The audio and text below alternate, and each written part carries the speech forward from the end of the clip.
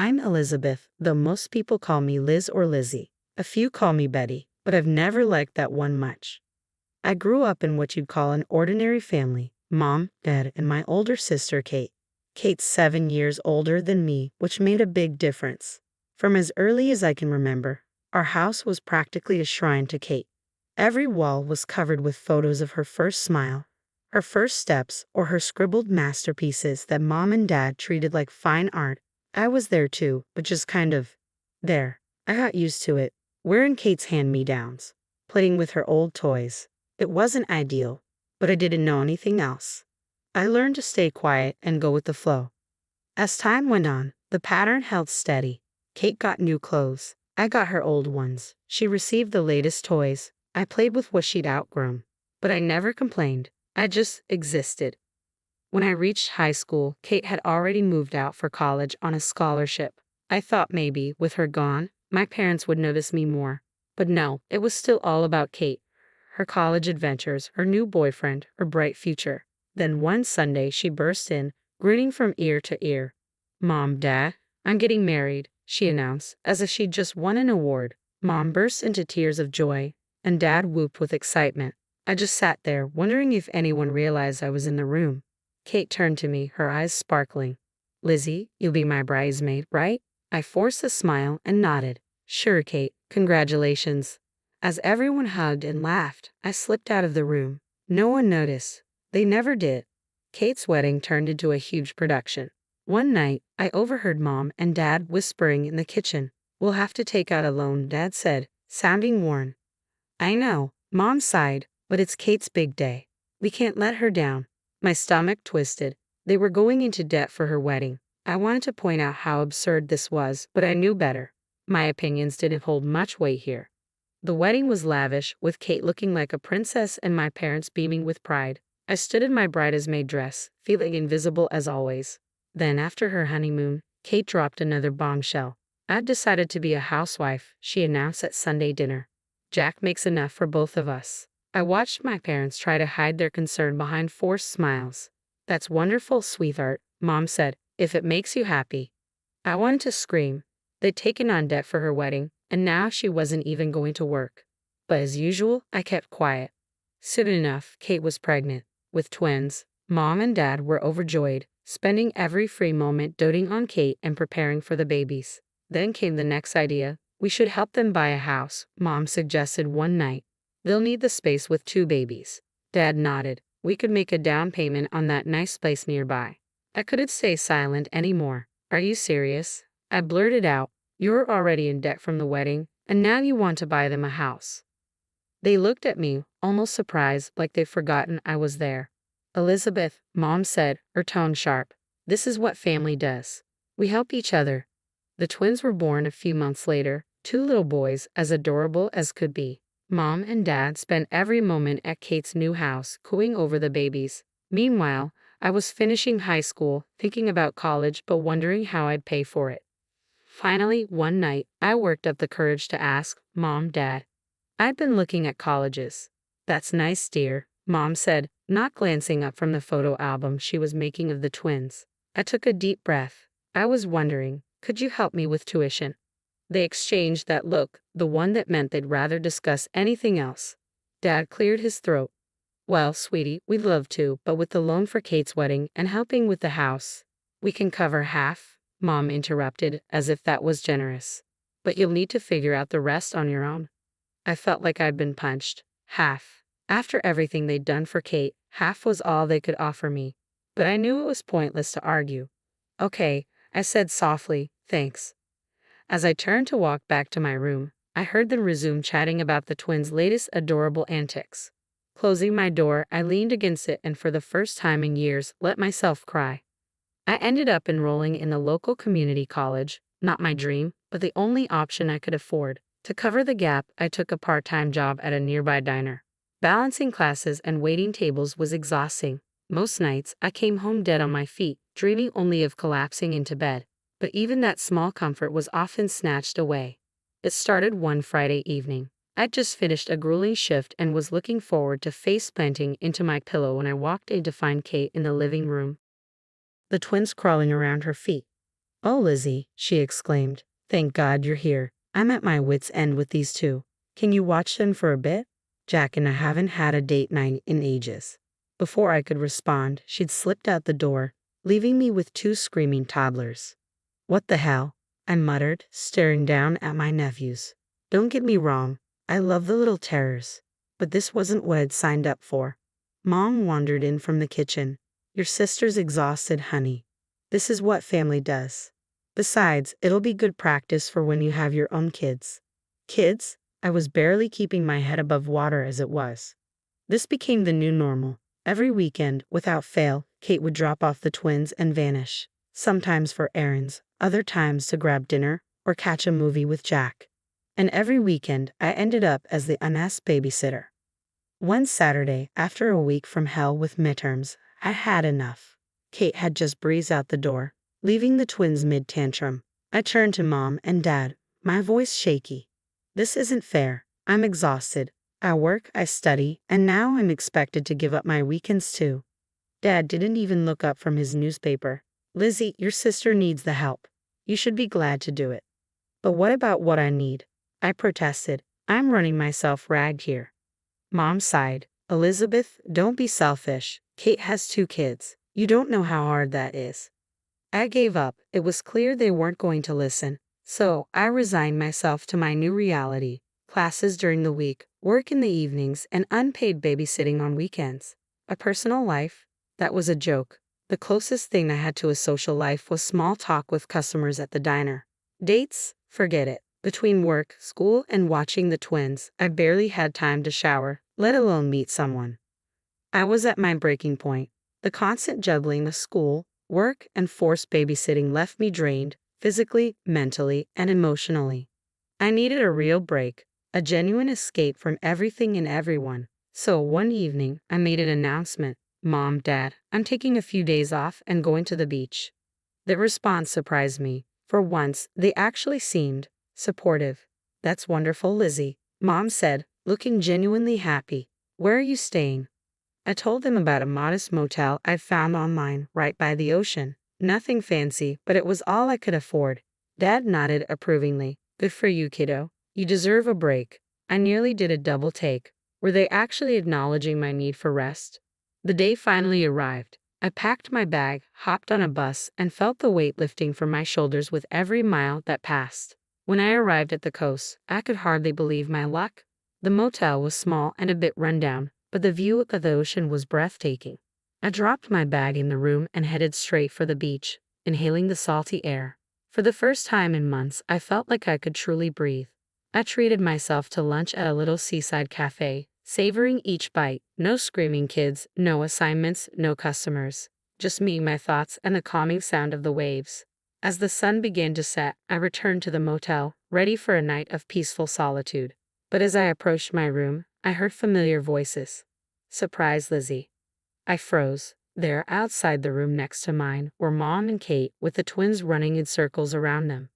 What? What are you doing here? I stammered, my heart sinking. We couldn't let you be all alone on vacation, Mom chirped. We thought we'd surprise you. We're right next door. They'd booked one of the nicer rooms, I noticed, while I was in the budget option. Before I could fully process what was happening, Kate was already pushing the twins toward me. The boys have been dying to see the ocean. You don't mind watching them for a bit, do you? I want to take a walk on the beach. And I need to run to the store, Mom added. We'll be back soon. Just like that, they disappeared, leaving me with 2 hyperactive 3-year-olds tugging at my hands. What followed was nothing short of chaos. The twins tore through my tiny room like miniature tornadoes, ripping curtains, breaking glasses, and somehow managing to clog the toilet with apples. I ended up shelling out money I didn't have for repairs and to call a plumber. By the end of the weekend, I was more exhausted than ever. The final straw came when Kate, oblivious, sighed and complained about how tired she was from all the traveling. I finally lost it. The argument that erupted was epic. I yelled, Mom cried, Kate sulked, and the twins screamed in the background. That night, I packed my bags, determined to leave, and caught the first bus home in the morning. As the coastline slipped away, a shift happened inside me. This couldn't go on. Something had to change. When I dragged myself through the front door, exhaustion heavy on my shoulders, Dad barely looked up from the TV. I trudged to my room, mind swirling with emotions and vague plans. By morning, I knew what I had to do. I was halfway through packing when I heard the front door slam.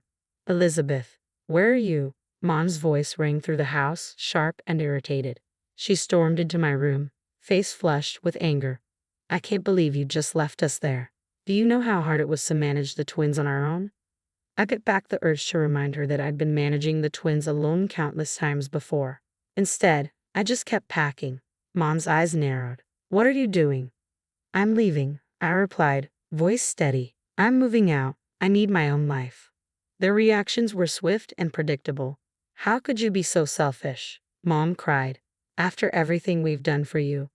Dad's face went red. You ungrateful girl. Have you thought about your sister? Who's going to help her with the twins? Something snapped inside me. My sister. What about me? When has anyone in this family ever thought about what I need? Mom gasped, and I continued. Kate has a husband.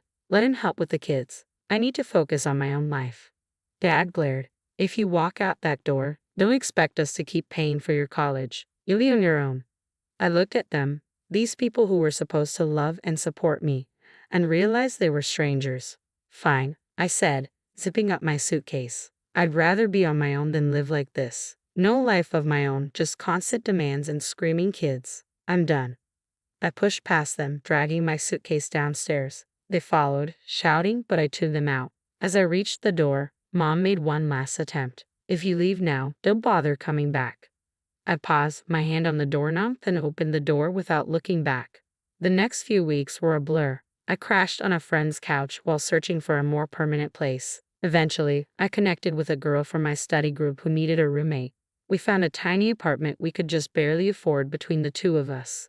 With my parents cutting me off, I picked up more shifts at the diner, working almost full-time on top of my classes. There were nights I thought I wouldn't make it, when exhaustion was so overwhelming I could barely think. But for the first time, I felt free. No one made demands on my time. No one guilted me into babysitting or expected me to put their needs before my own. The apartment was small, my bed just a mattress on the floor, but it was mine. I threw myself into my studies with a determination I didn't know I had. Every all-nighter, every extra shift, every missed event, it was all for my future. 2 years flew by, and on graduation day, I sat in the auditorium, scanning the crowd. A small part of me hoped to see a familiar face, Mom, Dad, even Kate, but the seats I reserved remained empty. Life after college felt like stepping into a whole new world. I landed a job at a marketing firm, and for the first time in years I had a steady income that wasn't just scraping by. I rented my own apartment, nothing fancy, but all mine. No roommates, no family drama, just peace and quiet, and it was glorious. I started doing all the things I'd missed. Going on dates, making new friends, even having a few short-lived relationships. It was fun to be young and carefree for once. My parents and I kept in touch, barely. We talked maybe once a month, stilted conversations filled with awkward silences and thinly veiled disapproval. They were still sore about me moving out, and I wasn't in a rush to mend fences. Then came my 25th birthday. I had plans with friends, dinner and drinks, nothing wild. But a week before, Mom called. Elizabeth, she said, her voice oddly cheerful, we want you to come over for your birthday. The whole family will be there. Against my better judgment, I agreed. Walking into my parents' house was like stepping back in time. Kate and her husband were there, the twins, now 7, running around like little tornadoes, aunts, uncles, and cousins mingling and smiling. Happy birthday, Lizzie, they chorused as I walked in. I put on a smile, accepting the hugs and well wishes. Then Mom handed me an envelope with a flourish. This is from all of us, she said, beaming. As I opened the envelope, my stomach sank. Inside was a ticket to a beach resort. We're all going, Dad announced proudly. A big family vacation. We've paid for everything. I froze. A family vacation, with the twins. It was my ruined beach shirt all over again. I opened my mouth to refuse, but Mom squeezed my arm, whispering harshly, don't you dare make a scene. Not in front of everyone. So, I forced a smile and thanked them, all while screaming internally. The party wound down, relatives trickled out, and finally, it was just us. Me, Mom, Dad, Kate, and her family. I couldn't hold it in any longer. I'm not going, I said flatly. What? Kate gasped. But it's a family trip. Exactly, I replied. And I'm not interested in spending my vacation babysitting your kids again. Kate burst into tears. You don't love us at all, do you? You don't care about your nephews. I care about them just fine, I snapped. But if I wanted kids, I'd have my own. The argument went in circles. Mom called me ungrateful, Dad looked disappointed, and Kate kept crying, all trying to guilt and pressure me into giving in. Finally, exhausted, I said, Fine, I'll go. They all looked relieved, like they'd won some great victory, but they had no idea what I had in mind. The day of departure arrived, and I found myself at the airport surrounded by my overly cheerful family. Kate and her husband were practically bouncing with excitement, already making plans for all the alone time they'd have while I watched the twins. You'll have so much fun with Aunt Lizzie, Kate told the boys, winking at me. She'll take you to the beach, build sandcastles, maybe even go snorkeling. As we approached the check-in counter, I made my move. Oh, I need to use the restroom, I said, feigning discomfort. You guys go ahead and check in. I'll meet you at the gate. They nodded, distracted by luggage and excited children. I watched them get in line, then turned and walked in the opposite direction. My heart pounded as I approached a different check-in counter. I handed over my passport and the ticket I'd bought weeks ago for a flight to a small, peaceful island resort. Once through security, I found a quiet corner and pulled out my phone. With shaking hands, I typed a message to Mom. I'm not coming with you. I'm going on my own vacation. Enjoy your trip. I hit send and immediately turned off my phone, avoiding the inevitable fallout. When I settled into my seat on the plane, I turned my phone back on briefly. It immediately exploded with notifications, missed calls, voicemails, angry texts. I listened to one voicemail from Mom, her voice shrill and furious. Elizabeth Morgan, how dare you abandon your family like this? You've ruined everything. Your sister is in tears, her husband is furious. They were counting on you to watch the boys. You're the most selfish, ungrateful. As the plane took off, I sipped my champagne and gazed out the window. Yes, I felt a pang of guilt, but overwhelmingly, I felt free, like I could finally breathe for the first time in as long as I could remember. I was going on a trip that was just for me. No obligations, no babysitting, no family drama. Just me, the beach, and whatever I decided to do. When I arrived on the small tropical island, the warm breeze greeted me as if to say, Welcome to freedom. I checked into my resort, a modest but charming place right on the beach. Out of curiosity, I turned my phone back on, and it instantly flooded with hundreds of messages, missed calls, and voicemails. I scrolled through a few with a mix of amusement and trepidation. How could you do this to us? From Mom. You ruined everything. From Kate. You're so selfish. Elizabeth. From Dad. I couldn't help but smile. For once, I'd chosen myself over their demands. I turned the phone off again and locked it in the hotel safe. For the next week, I was unreachable, and what a week it was. I lounged on the beach, read books uninterrupted, went snorkeling, and even tried surfing. I chatted with other vacationers, went on a few casual dates, and stayed out as late as I wanted. No schedule, no responsibilities, no screaming kids. Just me and the rhythm of the waves. Too soon, it was time to head home. I returned to my apartment tanned, rested, and more centered than I felt in years. But the real world was quick to intrude on my newfound peace. The very next day, there was a pounding on my door. I opened it to find Mom and Kate, faces red with anger. How dare you? Mom screeched, barging in without invitation. Do you have any idea what you've done? Kate wasn't far behind. You ruined our entire vacation. The boys were devastated. They launched into a tirade, voices overlapping as they hurled accusations and insults. I was selfish, ungrateful, a terrible daughter and sister. I owed them for the ticket they'd bought for the childcare I hadn't provided. I let them rant for a few minutes, their words washing over me without sticking. Finally, I spoke, calm but firm. That's enough. I don't owe you anything. Not money, not childcare, not my time. I'm an adult, and I get to make my own choices. Mom opened her mouth to argue, but I held up a hand. I'm not discussing this further. Please leave. When you're ready to treat me with respect and have a calm conversation, we can talk.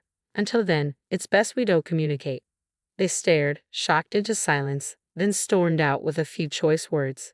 As the door slammed behind them, I let out a long breath. It hadn't been easy, but it felt right. Over the next few weeks, I made some big changes. I found a new apartment in a different part of town and moved without giving my family my address. I threw myself into my work and picked up new hobbies, painting, yoga, even learning a new language. There were moments of doubt and pangs of guilt, but every time I came home to my peaceful apartment, made plans without worrying about babysitting, or pursued a new interest just for me, I knew I'd made the right choice. I don't know what the future holds. Maybe someday my family and I will find a way to have a healthy relationship, maybe not. But I do know this. I'll face whatever comes on my own terms, standing tall and unapologetic in the life I've chosen for myself.